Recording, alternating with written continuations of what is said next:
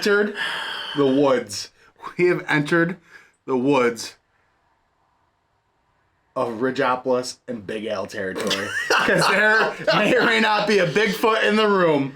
If I could do the call, I would, but alas. Yeah, we'll have to leave it up to them to do. Yeah, we'll let ADA do that. Anyways, I'm Dan, that's Mike. This is FLX Beer, and this is an episode of As the Beer Swirls. And today we are diving straight into good old Sasquatch himself. This is Bigfoot from Sierra Nevada, but with a twist. Indeed. So this is a spiced barrel-aged Bigfoot. So it's a Barleywine style ale aged in bourbon barrels with nutmeg, orange peel, clove, and cinnamon. And it's coming at 13% ABV okay. From the Sierra Nevada Brewing Company. So they are in Chico, California, and Mills River, North Carolina. So it says what we brewed. A beastly winter sipper featuring multiple vintages of Bigfoot, up to 7 years in hibernation, blended and finished in bourbon barrels and mulling spices. This was canned on 12/10/2021, and this beer comes courtesy of a good friend and viewer of the channel. Well, a new friend. And viewer of the channel, yeah. Billy. Billy, thank you so much for sending this awesome beer mail off. Indeed, I cannot wait to try this. Love the label. The label is freaking great. Oh yeah, whoever designed that is hopefully got a raise. But oh yeah, yeah. This is, and it also says it's part of their limited FOMO small batch series. Yes. So I can absolutely see why this is an entry into the said series. What's your experience with Bigfoot, Mike? I have had a couple of the Bigfoots, and I think I still have a bottle. Dear God. Oh. I smell it. I still have a bottle of one in my stout fridge. Okay. So I like Bigfoot when it's got some age on it. Yes. I'm not the biggest fan of Bigfoot fresh, I guess. It's more of a American kind of hoppy barley wine. Matter of fact, I totally missed it. On there is the hops. If you want to read it. Oh yeah, hops. We've got Chinook, Cascade, and Centennial. Some classic C hops. And we got malts, 2-roll pale, caramelized. All right. Nothing about this beer could be bad. So we'll find out. Let's look at. Well, here's the only caveat. If you're a viewer of the channel, you are fully aware of my somewhat hatred for cinnamon in beers. Cinnamon it's either too much or it's so little that it's good. I find no middle ground. But look at this. That is a sugar daddy. I got way more than you. Yeah, it's fine. It's fine. It's thick, rich sugar daddy. Oh, it looks super cloying. You know it looks candy. Looks like almost like a root beer. Yeah, it does have a root beer, like a root color beer too. Kind of cream soda. Yeah, with like tea. Tea would be good. Yeah. It's a very nice, pleasant brown tea. I bet you could pour a glass of tea next to this, and without if it had a head. I think I could probably pour some Arnold Palmer next to this, and it would look much the same. The head is very kind of thin, filmy. But mine is all but dissipated. Yeah. It's leaving, obviously, legs. Couple little legs hanging around. It's got those sheets of the alcohols. The booze, baby, as Joe would say. We'll see if there's any booze in this. Let's get a whiff since see, you already... the wind is wafting in my face anyway. It's all over, so yeah, let's get a whiff. Holy jeez. It's spicy. But it's not overly spiced, I don't think. That is a very pleasant, waft of spice. Oh, man. Very Christmassy, kind of so that is holiday. That is like a molasses... For me, it's a mix between molasses and almost like a snickerdoodle kind of spiciness going on with there's that sweet kind of bit of honey sugar daddy thing going on. Yep, I still get a slight caramely kind of toffee note, but it's kind of a potpourri. I don't think there's a light potpourri note. Is there really a hint of cardboard? Just a touch. Might be what that potpourri is. It's scented cardboard. Isn't that what potpourri is? Yeah, your grandma puts a little basket of that potpourri stuff in the bathroom or something. Is it scented cardboard? It might be. I just think back to that sheer, almost see-through bag, and it's got the little bow wrapped around it and full of the potpourri. That's what I get. Like, that's exactly what I'm thinking of.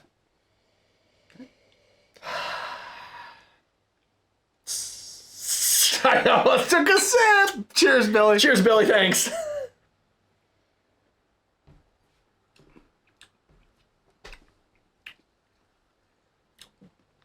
There's that booze. Oh my goodness. Okay. Okay. Yeah, there's a booze, but it's not overtly boozy. That's delicious. Very carbonated. Like it's super spritzy. It is more carbonated, but that's good. Mm-hmm. I don't think I'd want it less carbonated. I don't know. Soda's got this like Coca-Cola Dr. Pepper thing going. Yeah, good call.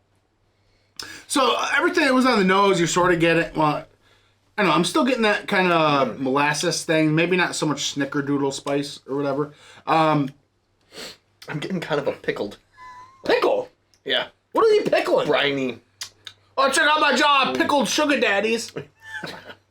Someone's probably done it. A little maple.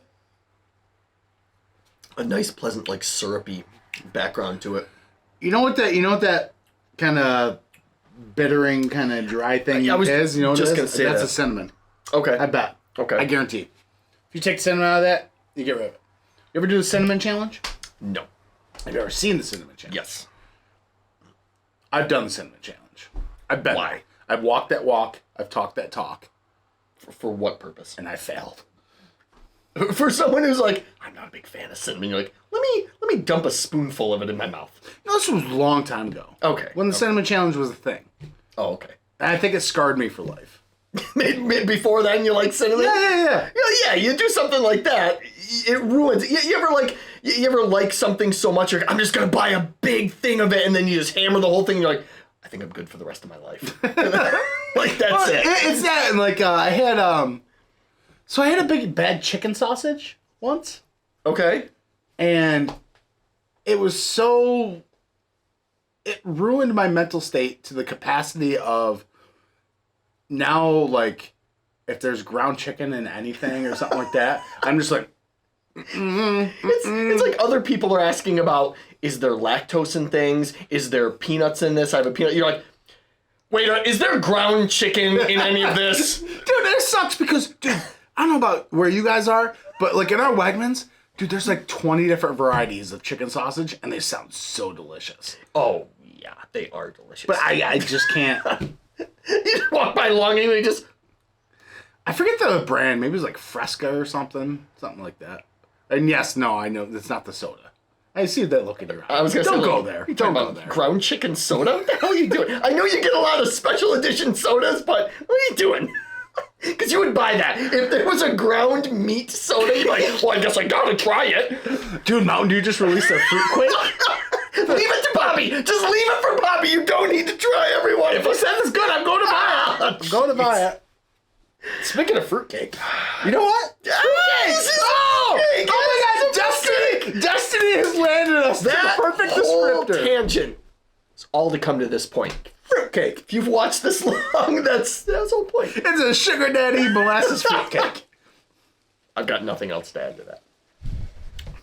This is good though. Is this like... Talk about the barrel. What a great sipper of a beer. Like, this is... We sipped, and then we sat there and talked for a good 5 minutes, and then... Oh, you could do this all day. It just kind of settles and settles. And so, yeah, the barrel. I'm getting this kind of stickiness kind of thing going on. Slowly but surely, yeah, it's kind of building up with each sip. I think there's a really nice oak tannin kind of note in the back. I like it. It's like wet wood, you know? Like, it's that aroma that you can taste. It's really pleasant on the back end, and it's just kind of showing up now, for me at least. I think it's slightly thinner than I want. 13%. Yeah, I guess I just want a little bit more substance. Do you think that would come, though, with I don't know. a touch less carbonation? If it was a little more smooth, you would kind of feel like... I think that's what I was getting out of the carbonation before. I was like, I mean, is it a little too carbonated? Do I want it a little thicker, especially for that ABV? I think a little less carbonation, maybe a little thicker body. This makes me want to open up a Bigfoot. Oh, it makes me want to open up the bottle I got in my fridge. Yeah, absolutely. But I'm going to try to hold out for another month. You know what? Down in my basement right now, I have a 2021 Bigfoot. We could have compared. Let me see what the bottle is I have in my fridge. I don't remember what year it is. It's been in there for... But we could have compared side by side. Bigfoot versus the barrel-aged spiced. Yeah, it's true. Sorry, Billy. We let you down. Billy, I mean, if you want to send us no. So yeah, I really have nothing else to say. I think we covered. No, it's delicious. This beer, it's all right. Oh, man, head scratcher. Much like the mulled spices in this beer, he is mulling over his score right now in the ground chicken cinnamon coated thoughts in his brain.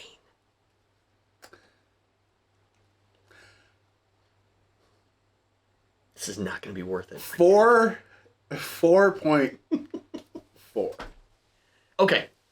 I'm going to give it a 4.15. Okay. I like it. Is that personal or?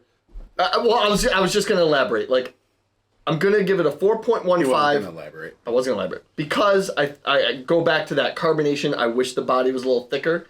I think for what it is, I'll put it up in that 4.5 area.